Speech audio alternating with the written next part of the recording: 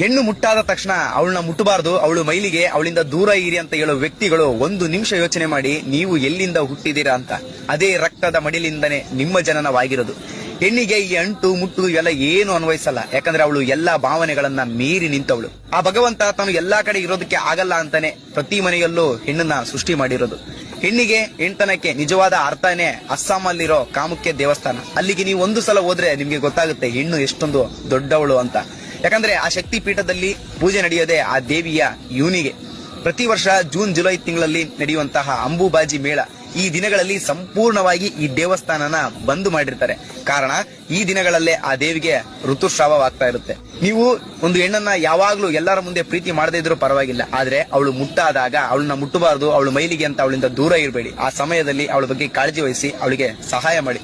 ಯಾಕಂದ್ರೆ ಗಂಡಿಗೆ ಅಮ್ಮ ಆಗಿ, ಅಜ್ಜಿಯಾಗಿ, ದೊಡ್ಡಮ್ಮ, ಚಿಕ್ಕಮ್ಮ, ಅತ್ತೆ, ಸೊಸೆಯಾಗಿ, ಅಕ್ಕ, ತಂಗಿ, ಸ್ನೇಹಿತ